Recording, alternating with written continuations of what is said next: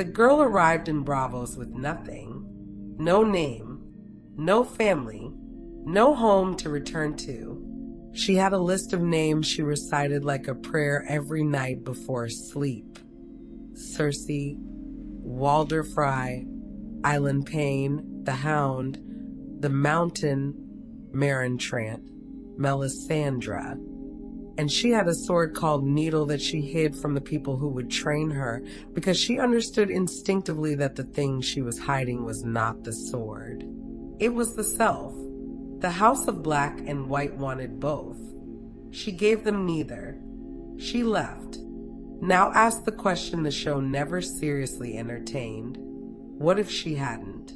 What if Arya Stark had looked at the many-faced god's temple, at the thing Jaqen H'ghar was offering her, at the philosophy that the Faceless Men had constructed over centuries, and said yes? What if she had surrendered the list, surrendered Needle, surrendered the name Arya Stark, and become, in the fullest and most final sense, no one? Most people frame this as a question about Arya's personal journey. They ask what she would have lost: her family, her identity, her future. Those are real losses, and we will account for them. But that framing misses the deeper question, which is not about Arya at all. It is about the institution she would have joined. It is about what the Faceless Men actually are, what they have always been, what every institution built on the erasure of individual identity eventually becomes, and why that collapse is not an accident of bad leadership or bad luck, but a structural inevitability written into the foundation itself. That story has played out before. Not in Bravos, in the real world, in monasteries and military orders and intelligence services and revolutionary movements across 15 centuries of recorded history. The details change. The pattern doesn't. If you enjoy videos that take the history behind the story seriously, that connect what actually happened to what George R. Martin built, I'd genuinely appreciate it if you hit that like button and subscribe. It helps more than you know. Now, settle in, get yourself nice and comfortable. Let's begin.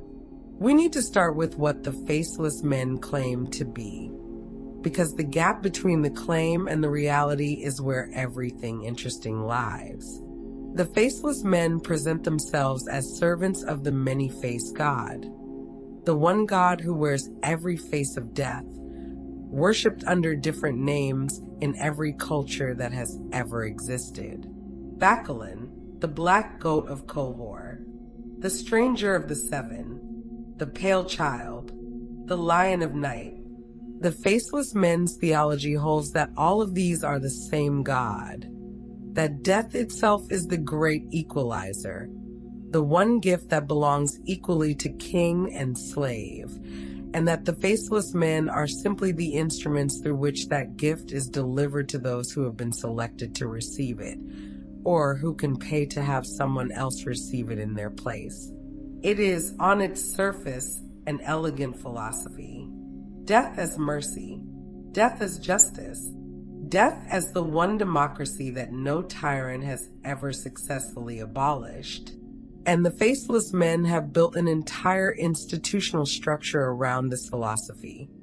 The House of Black and White in Bravos, the training regimen that strips candidates of identity, the use of faces harvested from the dead, the absolute prohibition against killing anyone except the assigned target. They are assassins, yes, but they present themselves as something more than assassins. They present themselves as priests.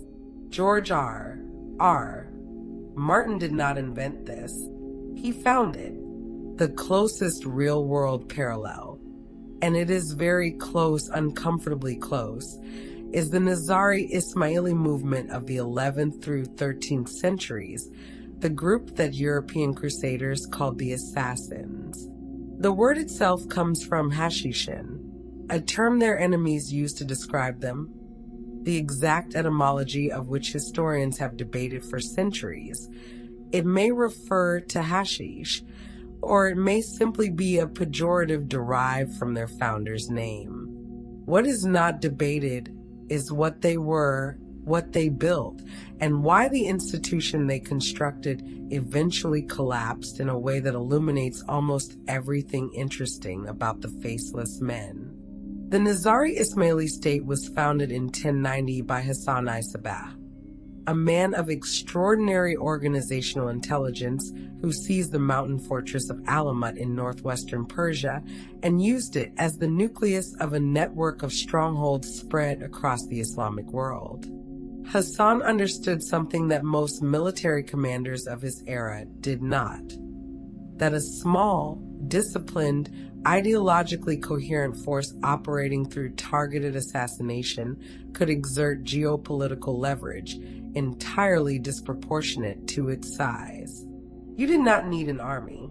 You needed the credible threat of an army's consequences delivered to a single body at a time of your choosing. The Nizaris trained their operatives, the Fidayeen, the devoted ones, through a process that bears striking structural resemblance to what the Faceless Men do to Arya. The training was long. It was physically brutal. It was designed to strip away prior identity and replace it with loyalty to the mission and to Hassan himself. The Fidayeen were taught to disguise themselves, to assume false identities, to infiltrate courts and councils and households over periods of months or years before striking. They were, in the language of our own time, deep cover operatives. In the language of Westeros, they were no one. And the theology wrapped around all of this was genuine. The Nizaris were not simply cynics who used religion as a cover for political murder. They believed, with varying degrees of sophistication across different levels of the organization, in the esoteric Ismaili interpretation of Islam, in the hidden meaning of scripture, in the divine authority of their imam. The religion was real. The mission was real.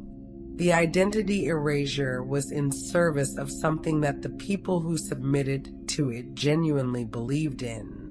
This is the first thing that makes the parallel useful, and also the first thing that makes it uncomfortable, because it means that the question, what if Arya had joined forever, is not a question about what happens when someone is brainwashed into a cult.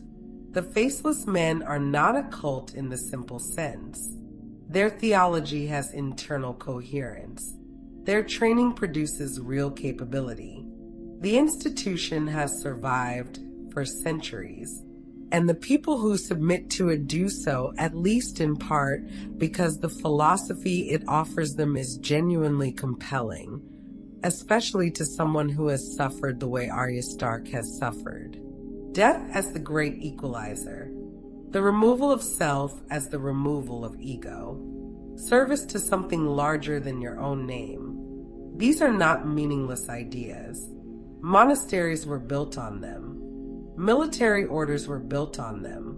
The best intelligence services in history were built on the principle that the effective operative subordinates personal identity to the mission.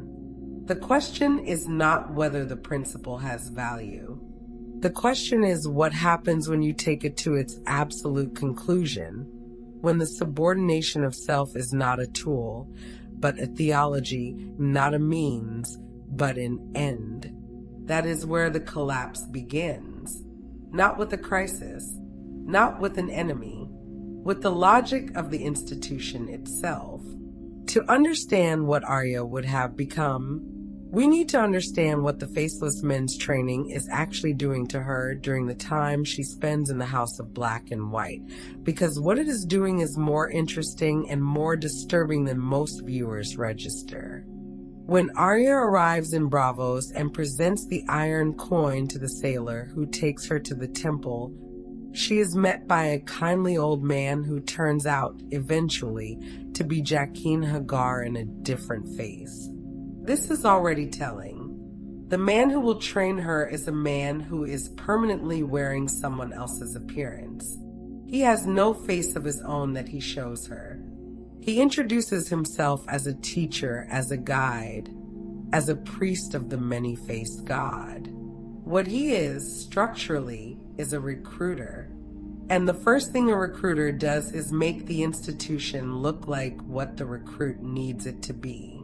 For Arya, who has lost everything, father executed in a public square, family scattered and then destroyed, home burned to the ground, identity as a Stark reduced to a liability rather than an asset, the Faceless Men offer something almost irresistible.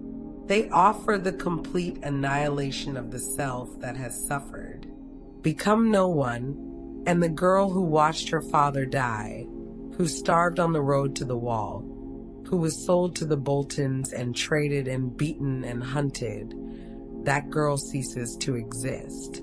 The pain doesn't get healed. It gets amputated. The training she undergoes is designed to make this amputation feel like liberation. She is made to lie on a table and describe the life of Arya Stark in the third person. She is given new names, new identities, new faces. She is beaten when she flinches at something that would cause Arya to flinch. She is rewarded when she responds as no one would respond. She is stripped of her possessions, her sword, her map, her coin, everything physical that anchors her to her prior identity. And she is given a community, a purpose, a theology, and the genuine thrill of becoming extraordinarily capable at a difficult and dangerous skill. This is not unique to fiction. This is what every effective identity-stripping institution has done throughout history, and the effectiveness of the method is not in dispute. The question historians and psychologists have debated for generations is not whether it works, but what it produces, and whether what it produces is what the institution claims it produces. The Jesuits in the 16th century are instructive here. Founded by Ignatius of Loyola in 1540, the Society of Jesus was built on a training regimen. The spiritual exercises, designed to subordinate the individual will to the will of God as interpreted by the Society, and ultimately by the Pope. The training took years. It was intellectually rigorous, spiritually demanding, and designed to produce men who could move through any court in Europe, assume any intellectual disguise required, and serve the mission of the Counter-Reformation with complete personal subordination to the institutional goal. They were, in many ways, the faceless men of the Catholic Church, highly trained, ideologically coherent operatives who could wear whatever face the mission required. And Ignatius, like Jaqen Hagar, understood something subtle and important. You could not produce this kind of operative through simple obedience. Obedience produces soldiers. What the Jesuits needed, what the Faceless Men need, was something deeper than obedience. They needed what Ignatius called indifference, the complete detachment from personal preference, personal history, personal outcome. Not the suppression of the self, exactly, but its transmutation into something that could be deployed without friction in any direction the mission required. The Faceless Men called this becoming no one. The Jesuits called it finding God's will. The structure is identical, and the problems that emerged from that structure in both cases were also, in their deep architecture, identical. Here is what Arya would have become had she stayed. In the short term, she would have become extraordinarily dangerous. The training the Faceless Men provide is genuinely effective. She was already demonstrating aptitude, the ability to manage multiple identities, to observe without being observed, to lie with conviction, to read a room and adjust her presentation accordingly. She had a natural facility for the core skills that the institution prizes. And she had the psychological damage that the institution finds useful. A child who has lost everything has nothing left to protect, which makes them more willing to take the risks that the work requires. The Faceless Men would have seen in Arya exactly what they always look for in recruits. Someone whose prior self has been sufficiently destroyed by circumstance that the institution doesn't have to do all the work. Grief is a useful tool for identity erasure. So is poverty. So is violence. So is isolation. The best recruits to any total institution, religious orders, intelligence agencies, revolutionary movements, are almost always people who arrived already partially unmade. The institution simply finishes what life started. Within the structure of the Faceless Men, Arya would have been assigned increasingly complex missions. She would have learned to assume faces with greater fluency.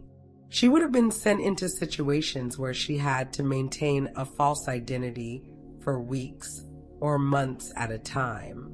She would have been tested repeatedly on whether traces of Arya Stark remained, because those traces are, from the institution's perspective, the primary threat to operational security and the primary evidence of incomplete transformation. And here is where the first structural problem appears, the one that would have driven everything that followed. The Faceless Men cannot actually produce no one. They can produce someone who performs no one. And there is a difference, and the institution knows there is a difference, and the institution's response to that difference is the thing that reveals its true nature. When Arya is tested by the waif, beaten, blinded, struck without warning in the streets, the purpose of the test is not to teach her skills. The skills are secondary. The purpose is to discover whether Arya is still inside the performance of no one. To discover whether, under sufficient stress, the identity the institution has been trying to erase will re-emerge. The waif is not a teacher. She is an instrument of detection. And when Arya eventually reasserts herself, retrieves needle from the water, kills the waif, and walks out of the House of Black and White announcing that she is Arya Stark of Winterfell, the institution's reaction is telling. Jaqen Hagar smiles. He says she has finally become someone. This is Martin at his most philosophical, and it is the most interesting moment in the entire Braavos arc. What does Jaqen mean? He means, I think, that the training was never designed to produce a person with no identity. It was designed to produce a person with a tested identity. Someone who has been stripped down to the core and discovered what is actually there. The Faceless Men do not want blank slates. They want people who know with absolute certainty who they are beneath all the faces they wear, because only such a person can wear faces reliably without losing themselves in them. But if that is true, and I think it is, then the Faceless Men's theology is a lie. Or at least it is incomplete. Because the philosophy of no one, taken seriously, should produce operatives who are genuinely without self. And genuine selflessness in an operative is not a strength. It is a profound vulnerability. This is where the historical record becomes essential, and where the parallel to the Nizari assassins reveals something that the show never had time to explore. The Nizari Fedayeen were not, in fact, selfless operatives in the way their mythology claimed. The ideology of the order demanded total submission to the Imam's will. Hassanai Sabah's theological position held that the Imam's word was the interpretation of divine truth, and that personal reasoning was not merely unnecessary, but actively dangerous, because it introduced individual judgment into a process that was supposed to be divine obedience. The Fedayeen were told that they were not acting from personal will. They were instruments.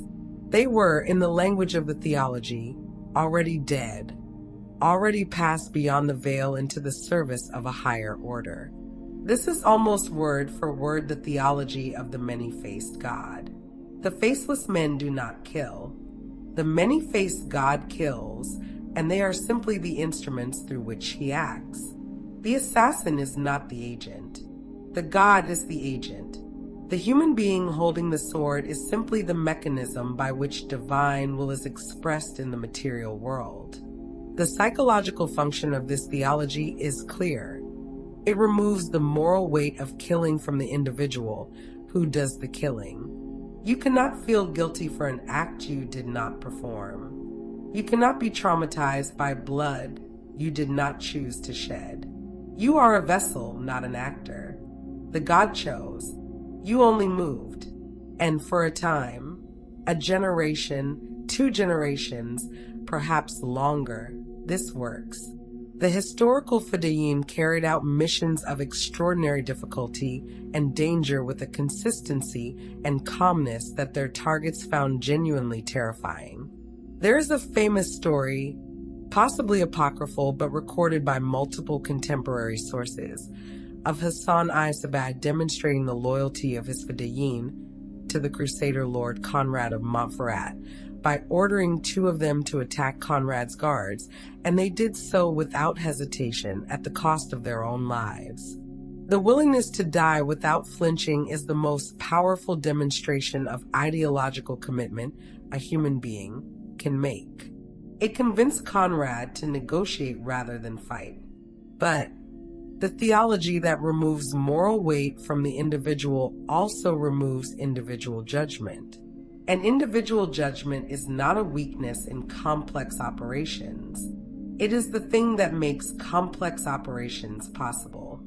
By the late 12th century, roughly 100 years after Hassan I Sabbah founded the order, the Nizari assassins were showing the first signs of the institutional disease that would eventually contribute to their destruction. The absolute authority of the Imam had produced a succession crisis. When the Imam died, who had the authority to interpret divine will?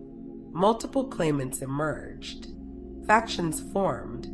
The institution that had been built on the erasure of individual will suddenly found itself riven by the most basic human dispute: the question of whose individual will would be treated as divine.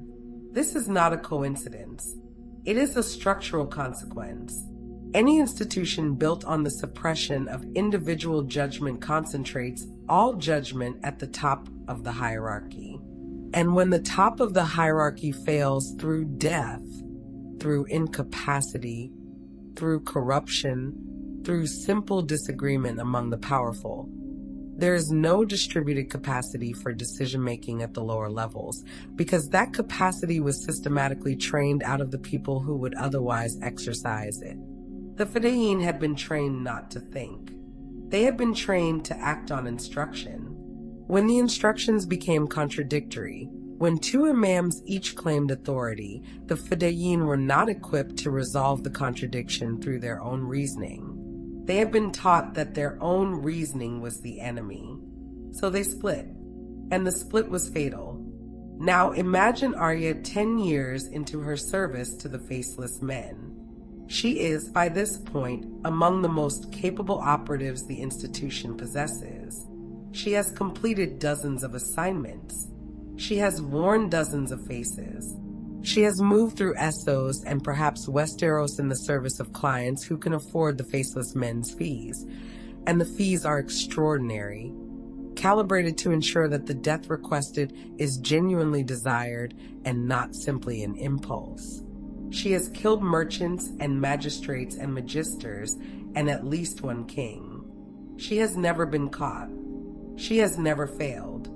And she has, in the process, become something that the institution both prizes and fears. The institution prizes her because she is effective. It fears her because effectiveness, over time, produces something that looks very much like the individual judgment the institution is designed to suppress.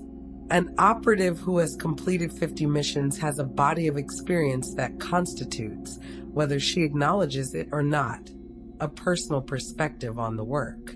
She has noticed patterns. She has developed intuitions that are hers, not the many-faced gods.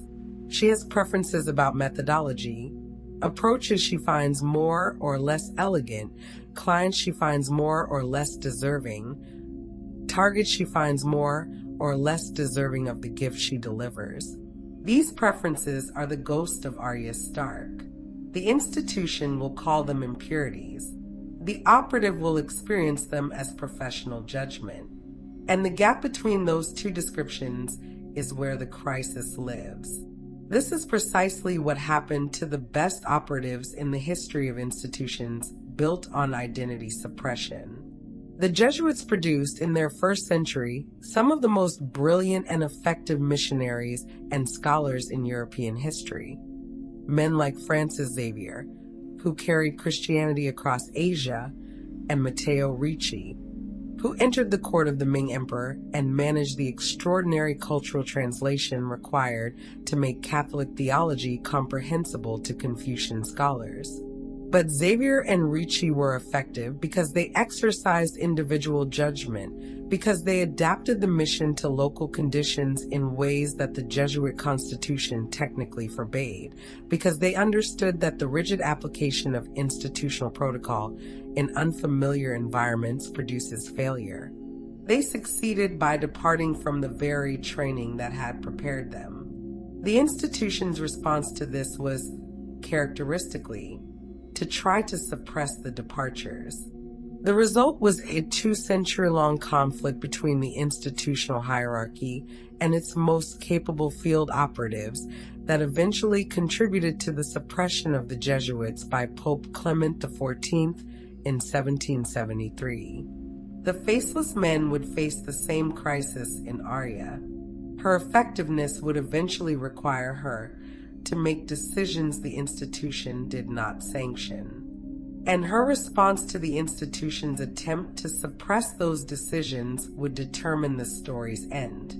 But we are getting ahead of ourselves. Before the crisis of individual judgment, there is a prior crisis, the one that the Faceless Men are already managing when Arya arrives, and the one that no version of her permanent membership would have escaped. The House of Black and White in Bravos is not the only temple of the many-faced god. This is canon. The Faceless Men operate across the known world, and their organization implies a network of at minimum several major nodes and probably dozens of smaller ones. The House of Black and White is the headquarters, the most prestigious, the most powerful. But it is not alone. This matters enormously because it means the Faceless Men face the same organizational challenge that every geographically distributed institution faces. How do you maintain ideological consistency across distance? How do you ensure that the no one trained in Bravos is producing the same product as the no one trained in Lys or Volantis or Cohor? How do you audit operatives you cannot directly observe? How do you maintain the theology when the kindly man is not in the room? The answer, historically, is that you can't. Not fully. And the failure to maintain consistency across distance is one of the primary mechanisms through which total institutions degrade. The Dominican Order of the Catholic Church offers the clearest historical parallel here. Founded in 1216 by Saint Dominic, the Dominicans were built on a similar principle to the Faceless Men. Trained operatives deployed globally, maintaining a consistent theological position and a consistent institutional identity across wildly different cultural environments. Dominic was explicit that his friars should not be attached to any particular location. They were to be mobile, adaptable, capable of operating wherever the mission required. They were, in effect, the medieval church's intelligence service and its rapid deployment theological force simultaneously. For the first generation, under Dominic's direct supervision, This worked extraordinarily well. The Dominicans moved through Europe with a speed and effectiveness that transformed Catholic intellectual life. They staffed the new universities. They ran the Inquisition, the real one, not the cartoon version, but the complex judicial system the Church had developed to manage theological disputes in communities where heresy had taken root. They were brilliant, organized, and feared. And then Dominic died in 1221, less than 5 years after founding the order. And the question of how to maintain institutional coherence without the founder became urgent in a way that no organizational structure could fully answer. The solution the Dominicans chose was documentation, an extraordinarily detailed constitutional framework that specified, as precisely as possible, what a Dominican friar should do in every conceivable situation. The constitutions of the Dominican order, revised multiple times in the 13th century, represent one of the most ambitious attempts in medieval history to replace individual judgment with institutional protocol. If you could specify the right response to every situation in advance, you did not need individual judgment. You needed literacy and obedience. It didn't work. Not because the Dominicans were bad people or poorly motivated. It didn't work because the situations that operatives actually encountered in the field were never the situations the constitutions had anticipated. The 13th century produced, among many other things, the Mongol invasion of Eastern Europe, the fall of Constantinople to the Fourth Crusade, the flowering of Aristotelian philosophy through Arabic translation, the Black Death, and the consolidation of national monarchies across France, England, and the Iberian Peninsula. None of these developments were in the constitutions. The Dominicans had to improvise, and improvisation in a total institution is always technically unauthorized. The result was a slow, century-long divergence between what the order's constitution said and what its members actually did. By 1350, the Dominicans in Spain were running Inquisition courts that had developed their own local procedures largely independent of central oversight. The Dominicans in Germany were producing mystical theology, Meister Eckhart, Johannes Tauler, that pushed the boundaries of orthodoxy in ways the Roman hierarchy found deeply uncomfortable. The Dominicans in England were engaged in political disputes with the secular clergy that had nothing to do with the order's original mission. The institutional identity had fragmented under the pressure of distributed operation and local adaptation. The Faceless Men would face exactly this. The kindly man can train Arya for years in Bravos, under his direct supervision, in a controlled environment designed to reinforce the theology at every moment. But once she is deployed, once she is operating alone in Westeros or Essos, wearing a face the institution has assigned her, executing a mission the institution has approved, she is on her own. And on her own, the individual judgment that the institution has been trying to suppress will reassert itself, because it must. Because reality is more complicated than any protocol can anticipate. Let us be specific about what this looks like in practice, because the abstract argument needs a concrete illustration to land properly. Suppose the Faceless Men are contracted 5 years into Arya's service to kill a merchant in Pentos. The client, a rival merchant family, has paid the full fee. The death has been sanctioned by the institution. Arya is sent to deliver the gift. She arrives in Pentos, assumes a face, infiltrates the merchant's household as a servant, and begins the months-long process of getting close enough to strike without leaving evidence of the institution's involvement. During those months, She observes the merchant. She watches him at work. She watches him with his family. And she discovers, through observation, through the intuition that 50 prior missions have sharpened to something close to genuine wisdom, that the contract is not what it was presented as being. The rival merchant family told the Faceless Men that the target had committed crimes deserving of death. They described him as a slaver, a torturer, a man of genuine evil.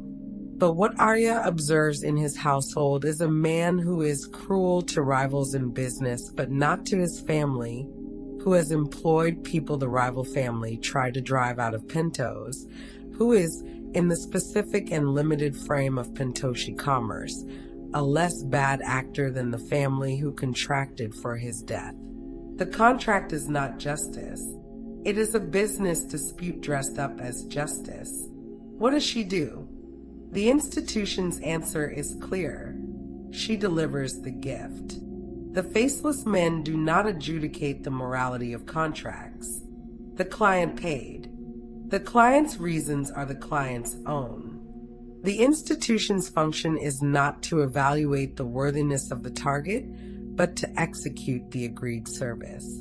Any other response introduces individual moral judgment into a system designed to operate without it.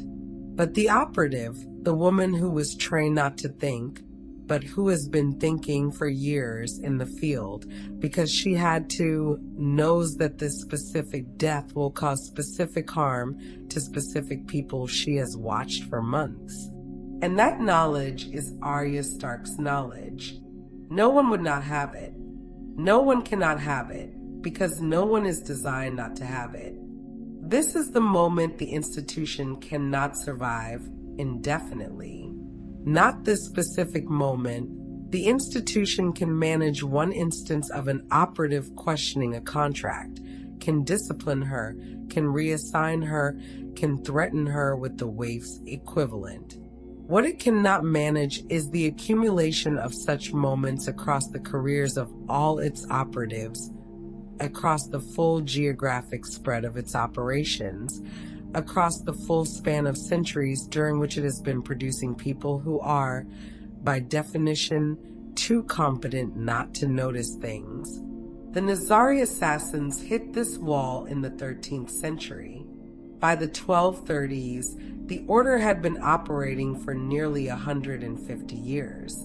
Its senior operatives, the men called Deus, the missionaries and administrators who ran the mountain fortresses and managed the network, had accumulated decades of field experience that constituted a form of practical wisdom entirely independent of the theological framework the institution provided.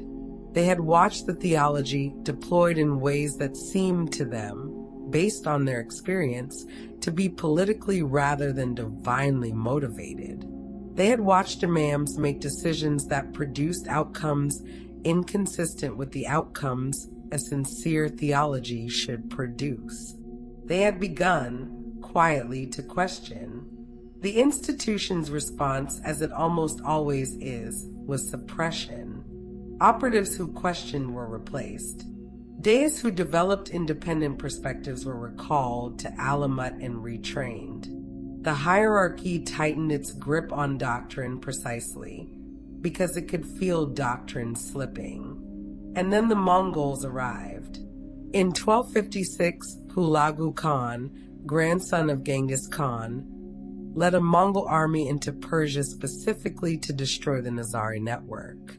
He did not come because the Nizaris were politically threatening. By 1256, the order had declined significantly from its peak power. He came because the Mongols had a policy of systematic destruction of any institution that operated outside their control, and the Nizaris, with their mountain fortresses and their network of distributed cells and their trained operatives and their theology of divine violence, were exactly the kind of institution the Mongols refused to tolerate. Alamut fell in December 1256. The last Imam, Rukn al-Din Kursha, surrendered. Hulagu had him killed in 1257. The fortress was demolished. The library, one of the greatest in the Islamic world, containing texts that no other library possessed, was burned. The Nizari network, already weakened by internal divisions, fractured completely. Individual cells survived in Syria, in India, in scattered communities across the Islamic world. But the institution was gone. The Faceless Men's equivalent of the Mongols is not an army. It is time. And the thing that time does to institutions built on identity suppression is more devastating than any army, because it operates from within and it cannot be stopped by better walls. There is a second historical track that the question of Arya's permanent membership must engage, and it is in some ways more disturbing than the Nizari parallel, because it is more recent and more legible. In the 20th century, multiple states and intelligence services attempted to create operatives who were, in the Faceless Men's sense, no one. People who could assume false identities so completely and so persistently that they would lose access to their original self, and who could therefore operate indefinitely in a target country without the psychological strain of maintaining a performance. The Soviet intelligence service, beginning in the 1920s and continuing through the Cold War, ran a program they called the illegals, deep cover operatives who were deployed to Western countries under false identities and lived, sometimes for decades, as citizens of those countries. They had cover names, cover histories, cover families in some cases. They spoke native-level English or German or French. They held real jobs. They made real friends. They were, to every external observer, who they claimed to be. The program produced results. The illegals provided intelligence that was, at times, of genuine strategic value. But it also produced something the program designers had not anticipated: a population of operatives who, after 10 or 15 years of living as someone else, were no longer entirely sure who they were.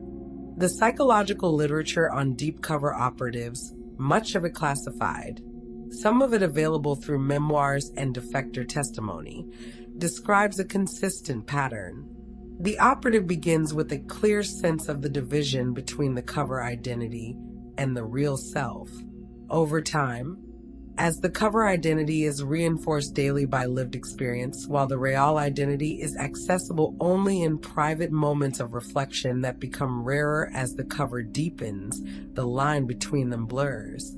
The operative is not losing their real identity.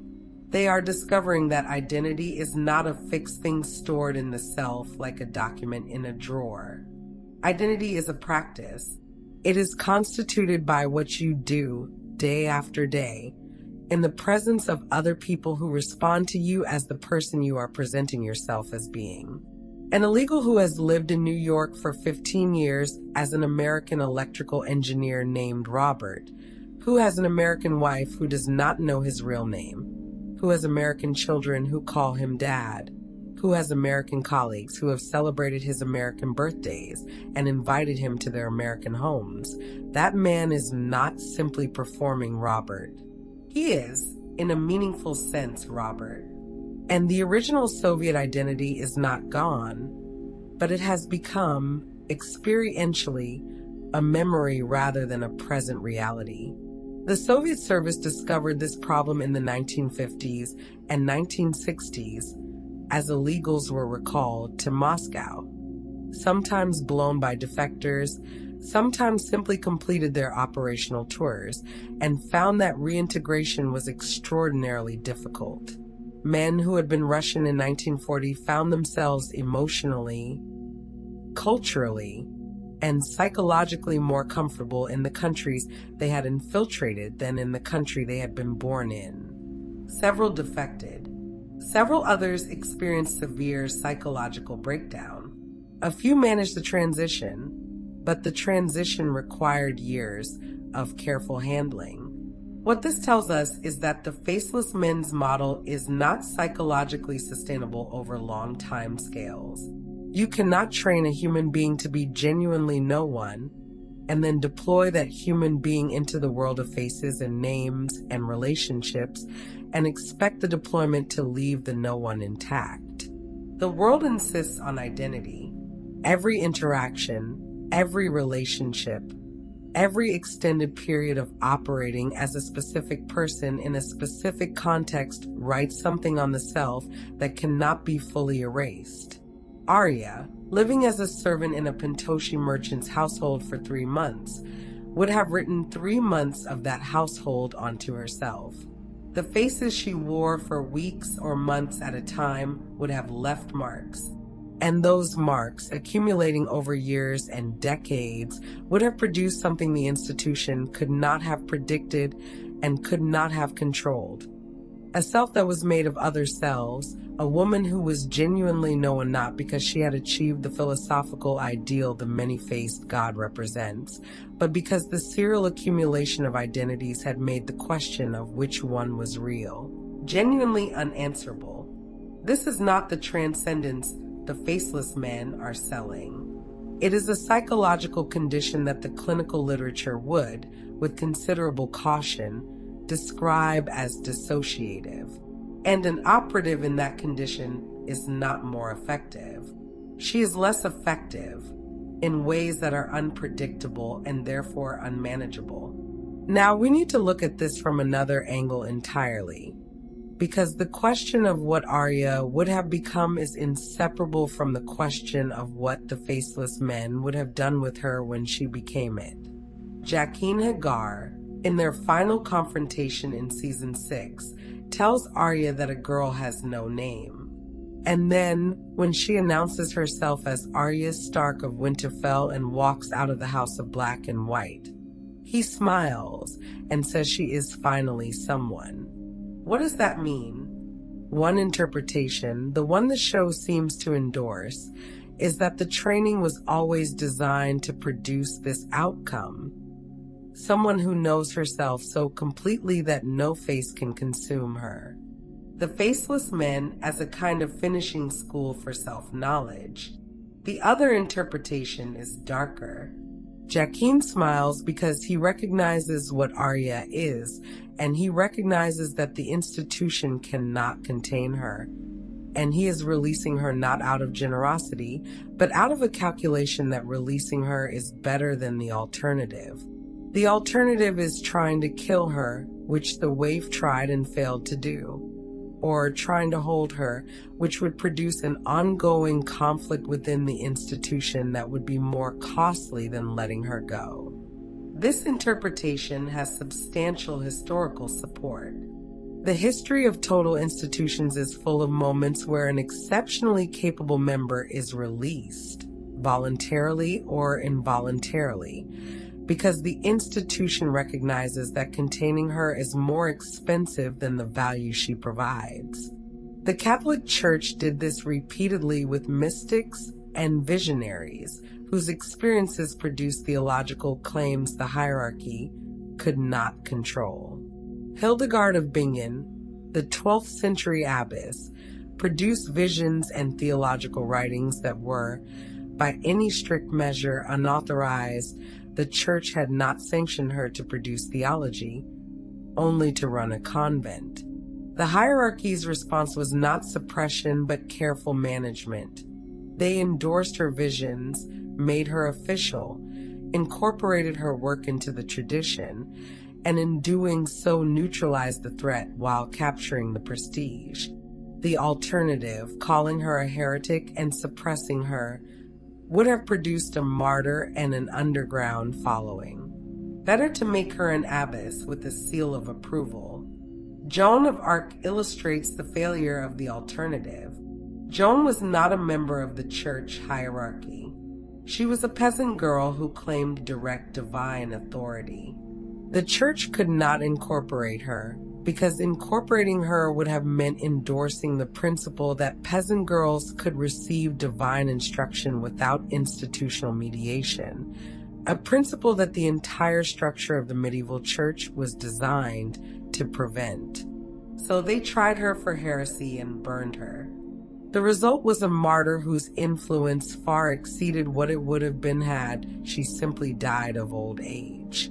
The Faceless Men, releasing Arya, were doing what the church did with Hildegard, making the calculation that a free Arya Stark was a manageable outcome, while a contained Arya Stark, who had already demonstrated she could defeat the Waif, infiltrate the institution, and operate independently within it, was an ongoing institutional crisis.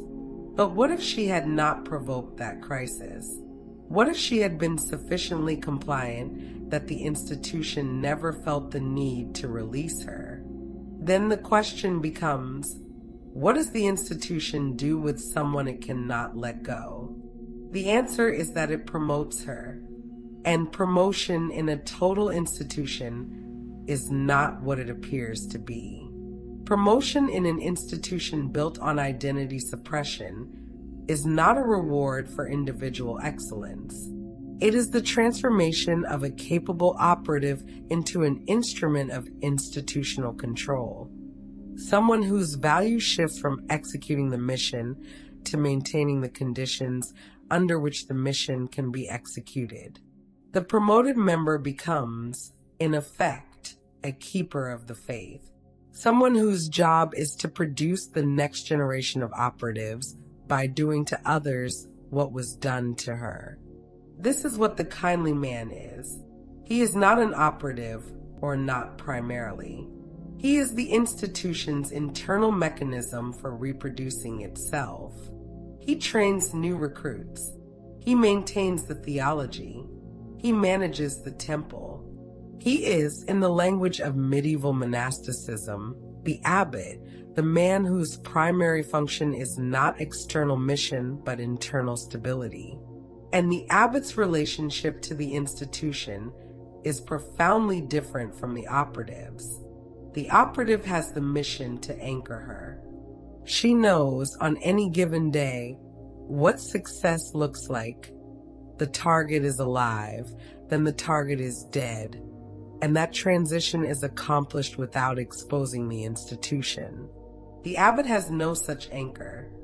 His function is to perpetuate something, a culture, a theology, a set of practices that is inherently diffuse. How do you know if you are successfully transmitting the culture? You don't, not fully. You train someone, and then they are deployed, and you never observe the full consequences of your training. And the feedback loops are too long and too indirect for any but the most catastrophic failures to produce legible lessons. The abbot, over time, drifts toward what every institutional maintainer drifts toward: the prioritization of institutional stability over institutional purpose, the form over the function, the theology over the God, the preservation of the house of black and white over the actual service of the many-faced God. This is not a character flaw. It is a structural consequence of the role. The person who is responsible for maintaining an institution will, inevitably, come to value the institution's survival because the institution's survival is the measure of their success. And an institution that values its own survival above its stated purpose has already, in the most important sense, failed. It has simply not yet admitted the failure. The Templars are instructive here. The Knights Templar were founded in 1119 to protect pilgrims traveling to Jerusalem. By 1291, when Acre fell and the Crusader presence in the Holy Land effectively ended, the Templars' original purpose was gone. Jerusalem was no longer accessible. Pilgrim protection in the Holy Land was no longer relevant.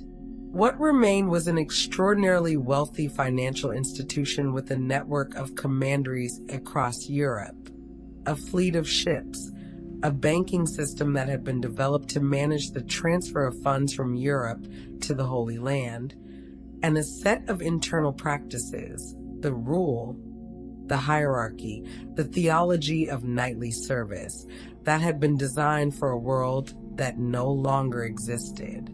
The Templars spent the 20 years between 1291 and their dissolution in 1312 doing what institutions that have outlived their purpose always do: inventing new rationales for their continued existence, fighting to preserve their privileges, engaging in increasingly desperate political maneuvering to secure royal protection, and consuming their enormous resources in ways that serve the institution rather than any external mission. They had become, in the most literal sense, their own reason for being. Philip IV of France destroyed them in 1307 not primarily because he genuinely believed they were heretics and sodomites. The charges were manufactured for political convenience, but because an institution of that size and wealth operating outside his control, with no clear external purpose that required its existence, was simply too dangerous to leave standing. An institution that exists for its own sake is an institution that cannot be controlled. And an institution that cannot be controlled is a political threat. The Faceless Men are already showing signs of this drift in the show and books. The theology is elaborate. The temple is maintained. The training is rigorous. But the actual number of missions the Faceless Men appear to complete, the demonstrable external function of the institution, is surprisingly small for an organization of their apparent size and antiquity. The House of Black and White in Bravos is a large building. The theology implies a substantial priesthood. The fees imply substantial resources. What exactly are all these resources being deployed to accomplish? The question is not answered in the text, and the absence of an answer is itself an answer.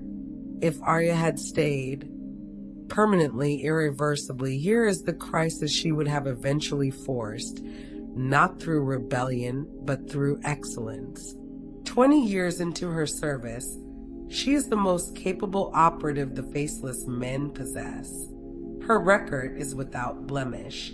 Her faces are flawless. Her missions are completed without complication. She has earned, by every institutional measure, the kind of authority that the institution reserves for its senior members. But senior authority in the Faceless Men is not operational authority. It is theological authority. It is the authority to interpret the will of the many-faced God, to decide which contracts are sanctioned, which faces are given, which recruits are accepted, which of the many competing claims on the institution services are approved. It is, in other words, political authority dressed in religious language. And Arya, who has spent 20 years developing the capacity to see through surfaces to the realities beneath, who has spent 20 years watching the world's most powerful people make decisions from behind the masks of their public faces, who has, through her training and her experience, become exactly the kind of person who cannot be deceived by the gap between a stated justification and an actual motivation. Arya will see what the Faceless Men's senior theology actually is. It is not divine.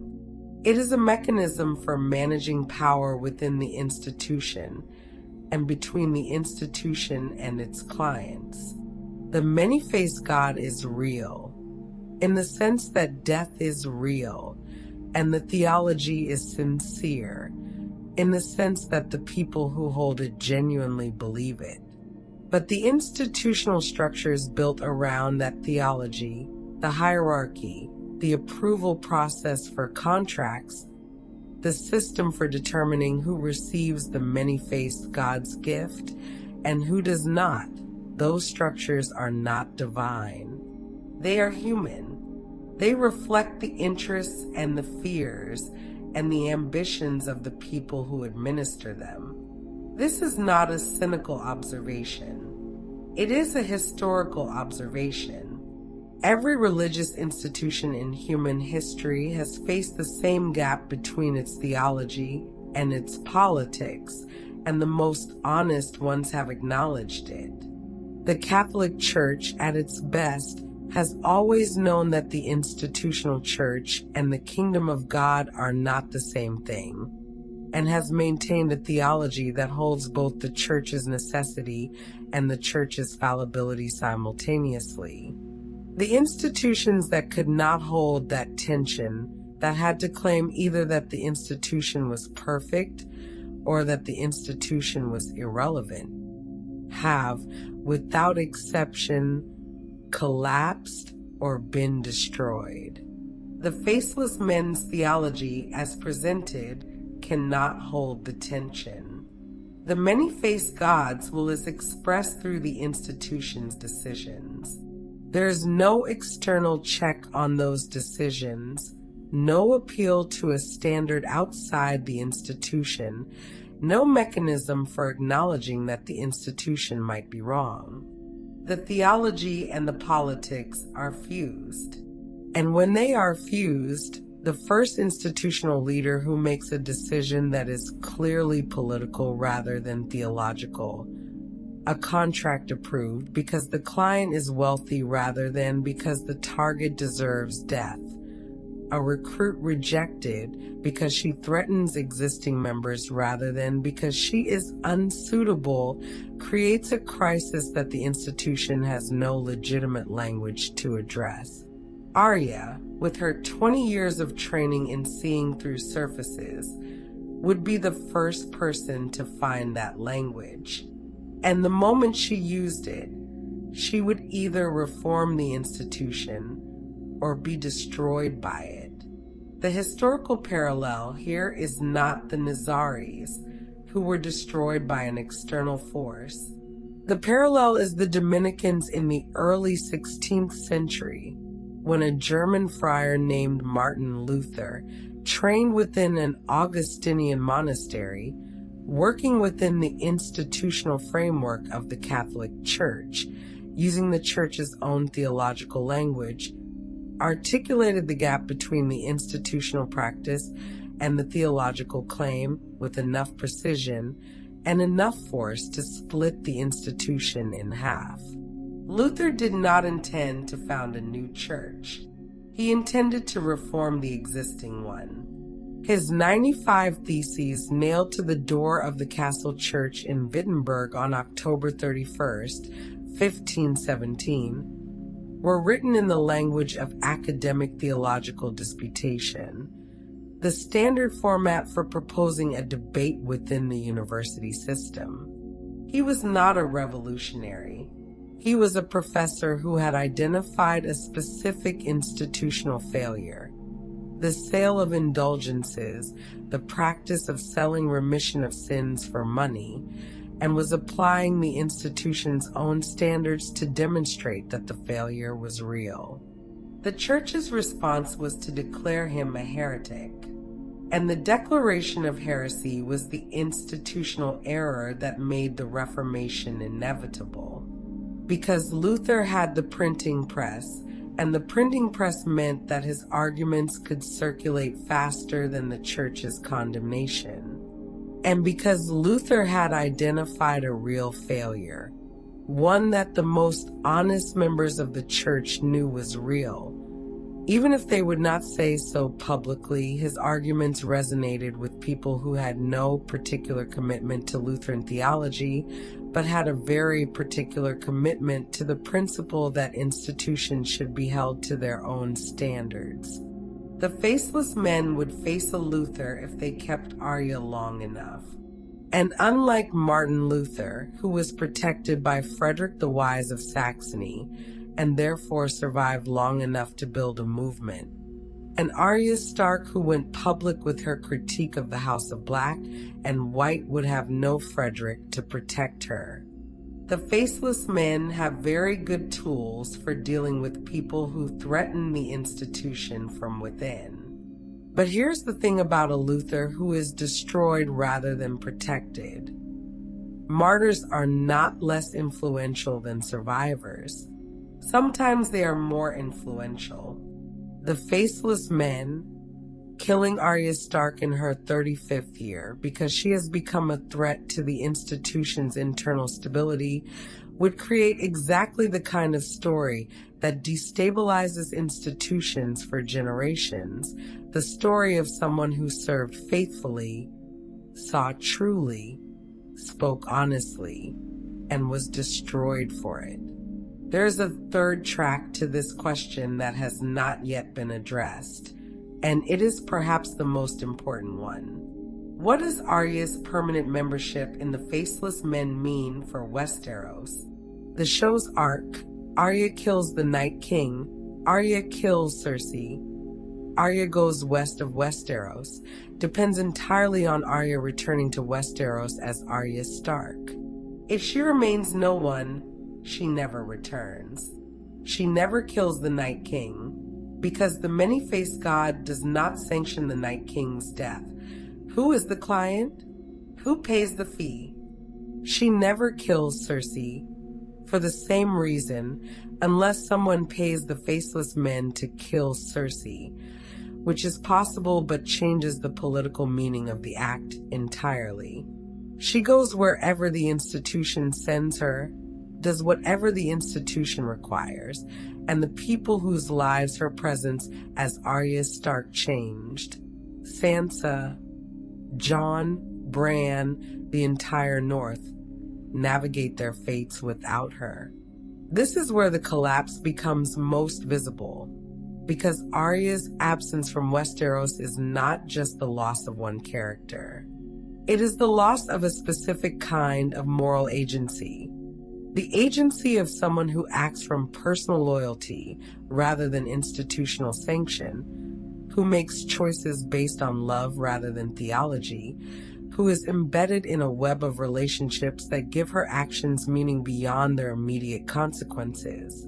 The Faceless Men's theology cannot account for this kind of agency, because it is precisely the kind of agency the institution is designed to eliminate.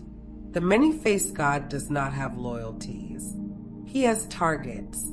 The institution does not have relationships. It has contracts. The operative does not have a family. She has a face. And the history of Westeros, like the history of every society that has ever existed, is not made by institutions. It is made by people who act from loyalties that institutions cannot contain. Ned Stark died for honor, not for a contract, not for institutional protocol, not for a theology that removed personal moral weight from his choices. For honor, a specific, personal, deeply embedded set of commitments to specific people that he could not abandon without ceasing to be Ned Stark. His death was a catastrophe by every institutional measure. It destabilized the kingdom, triggered a war, killed thousands. And yet Ned Stark's death, and the specific way he died, and the specific reason he died, maintaining his commitment to truth in the face of certain execution, created the conditions for every subsequent act of resistance that the Stark family mounted against the Lannisters and the Boltons. Not because his death was strategically useful, but because it was morally legible. It meant something. It gave the people who came after him a story that was worth dying for. The Faceless Men produce deaths that mean nothing by design. A death that means nothing cannot inspire resistance. A death that cannot inspire resistance cannot change history. The many-faced god is, in this specific sense, the enemy of historical change. He offers the permanent removal of individual agents from the web of history, one body at a time, without ever touching the structures that made those agents necessary to remove in the first place. This is where Martin was working from real material and where the parallel illuminates something the show itself never fully articulated. The great assassinations of history, the ones that actually change the course of events, are almost never the ones carried out by trained professional operatives. The assassination of Julius Caesar, 44 BC, carried out by a group of senators acting from a mixture of genuine political conviction, personal ambition, and historical anxiety, using daggers purchased at the market in a public building in front of witnesses. No institutional sanction, no training, no theology, just a room full of frightened men who had convinced themselves that a single act of violence could reverse a political transformation that had been underway for 40 years. They were wrong about the reversal, but the assassination mattered. Not because it removed Caesar, the men who replaced him were in some ways worse, but because it demonstrated in the most public and undeniable way possible that the transformation Caesar represented was not inevitable, was not divine, was not beyond resistance. The senators who killed him were also killed, most of them within 3 years. But the story of what they did, the specific, personal, relationship-embedded act of killing a friend in a public building for reasons they believed in enough to die for, that story has shaped Western political philosophy for 2,000 years. The Faceless Men could not have produced that assassination. They could not have produced the story, because the story required people who were fully themselves, fully invested in the outcome, fully embedded in the relationships that gave the act meaning. And the Faceless Men's entire purpose is to produce people who are none of those things. Arya Stark, had she remained no one, would have been infinitely more capable in any individual engagement and infinitely less consequential in any historical sense. She could kill anyone. She could become anyone. She could move through the world without leaving a mark.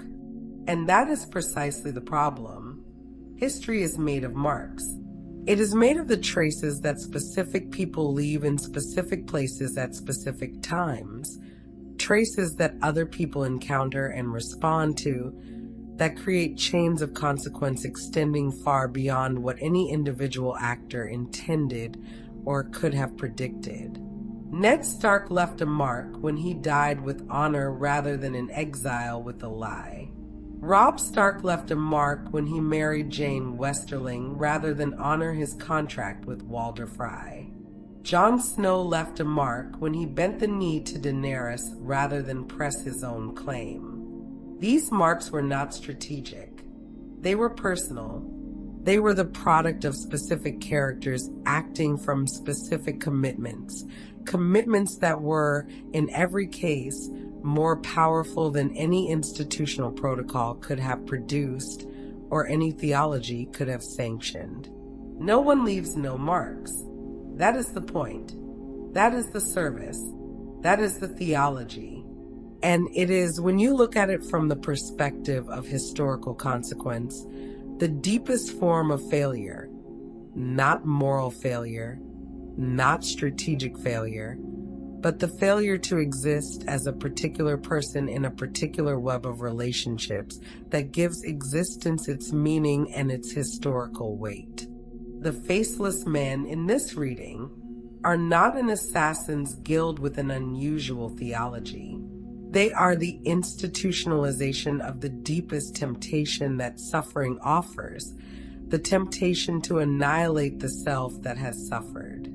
To stop being the person things happen to become, instead, the thing that happens to other people, the instrument, the mechanism, the weapon, the God's tool. Every major world religion has grappled with this temptation because it is not evil. It is, in many of its forms, genuinely noble. The Buddhist concept of anatta, no self, the dissolution of the ego construct that causes suffering, is not a nihilistic teaching. It is a path toward compassion, toward the recognition that the suffering of others is as real as your own, because the boundary between self and other is, at some level, constructed rather than given. The Sufi tradition in Islam has produced, over 1,000 years, the most sophisticated literature on the relationship between ego dissolution and divine service that any religious tradition has generated. The Christian mystics, Meister Eckhart, John of the Cross, Teresa of Avila, all describe a stage of the spiritual life in which the individual must be surrendered in order for the divine will to operate. But in every one of these traditions, the dissolution of the individual self is not the end of the path. It is a stage. The Buddhist who achieves insight into anatta does not become incapable of action or relationship. She becomes, if the tradition is right, more capable of compassionate action and authentic relationship, because those actions and relationships are no longer distorted by the ego's defensive maneuvers. The Sufi who has passed through fana, annihilation in God, reemerges into the world as a more complete person, not a less complete one. The Christian mystic who has undergone the dark night of the soul emerges with what John of the Cross calls infused contemplation, a capacity for perception and action that the ego-bound self was too defended to access. The Faceless Men have taken one stage of a genuine spiritual process and turned it into a final destination. They have institutionalized the dark night and refused the dawn. And the result is not transcendence. It is a very effective, very expensive, very theologically elaborate form of trauma response. The dissociation of the self from its history in the service of a God, who is, when you look at him clearly, simply death with better marketing. Arya Stark understood this. Not consciously. She is not a philosopher. And the show does not ask her to articulate what she grasps intuitively. But she understood it in her body, in the moment she retrieved Needle from its hiding place in the water. Needle was not just a sword. It was the physical record of a relationship. Jon Snow giving her a weapon and calling her a water dancer before he knew what water dancing was, before either of them knew what was coming, before the world had done to them everything the world was going to do. Needle was the evidence that she had been loved, specifically as Arya, not as no one, not as a useful tool, not as an operative, but as a girl with a particular gift for trouble and a brother who saw that gift clearly. You cannot hide that kind of love and still be no one. It insists. It persists. It is, in the end, more durable than any theology. She threw her other possessions into the water. Her coins, her map, the things that connected her to Arya Stark's life. And then she looked at the sword, and she could not. She hid it instead. That hiding was the answer to the question before the question was even asked. The Faceless Men could train her indefinitely. They could take every face she had ever worn. They could erase every name she had ever carried. But they could not take the thing that Needle represented, because the thing Needle represented was not in Arya's mind, not in her memories, not even in her love for Jon Snow. It was in the nature of love itself, the specific, unrepeatable, non-transferable attachment to this particular person that makes you someone rather than anyone. The Faceless Men can make you anyone. They cannot make you someone. And the difference between those two things is the difference between a person and a face. What would have been left in the end if she had stayed? Not no one. That is the final answer, and it is the most important one.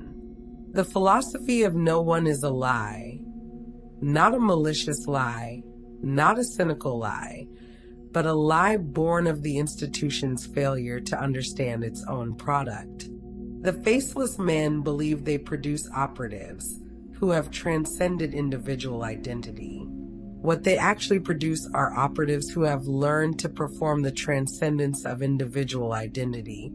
And the performance is brilliant, and the performance is useful, and the performance can be maintained for decades.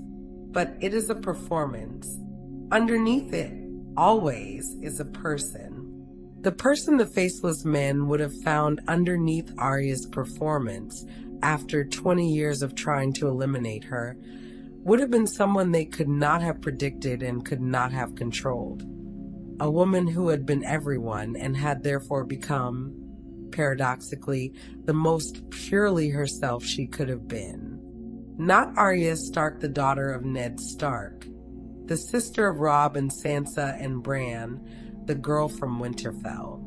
Those specific histories would have been buried so deep under so many other histories that accessing them would have felt like archaeology. But Arya, the essential Arya, the thing underneath the name and the family and the history that was still recognizably the same person who had told Syrio Farrell that her father was Ned Stark and had watched him say that there was only one God, and his name is death.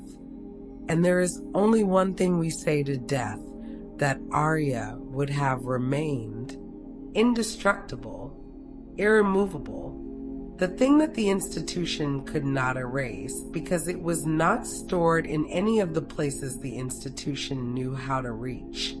And she would have known, with the certainty that only comes from having survived the attempt to destroy yourself, that she was someone, that she had always been someone, that the institution's entire theological edifice, the many-faced God, the gift of death, the service of no one, was built on a foundation that the deepest experience of the training itself would eventually undermine, in every operative capable enough to complete it. The Faceless Men, in producing their best operatives, produce their own refutation. The training does not make you no one. It makes you yourself, distilled to something close to essence, stripped of everything contingent and circumstantial, and then it hands you back that essence and calls it nothing. And the operative who is honest enough with herself to look at what she has been given and recognize it as something, that operative is free. Whether the institution agrees or not, Arya left. She was right to leave. Not because the House of Black and White was evil, not because the many-faced God was false, not because death is not real or service is not noble, or the erasure of ego is not sometimes a gift, but because the specific self that emerged from the training was a self that the institution could not contain and could not destroy and could not afford to simply keep. And the institution knew it, and she knew it, and the smile on Jaqen Hagar's face when she walked out was the smile of a man who had watched the training work perfectly and produce exactly the outcome the training was always going to produce when applied to someone who was, at the core, Arya Stark. The institution outlasted her stay. It will outlast her entirely. The House of Black and White will train its next recruit, and its next, and its next, and the many-faced God will continue to collect his due, and the faces in the Hall of Faces will continue to accumulate, and the theology will continue to be taught in the language of liberation. And somewhere in that continuity is the structural flaw that no institution built on the erasure of self has ever escaped. The people doing the erasing are people too. And people, given enough time and enough reality, insist on being someone. That was true in Alamut in 1256. When the Mongols came and the Imam surrendered, and the great library burned. It was true in the Dominican houses of Germany in 1350, when the plague came and the friars who survived it wrote theology that their constitutions could not contain. It was true in every monastery and every intelligence service and every revolutionary cell that ever demanded, as the price of admission, the surrender of the self. And it was true in the house of black and white in Bravos, in the moment a girl retrieved a sword from a hiding place in the water and understood, without words, that the sword was not the self she was protecting.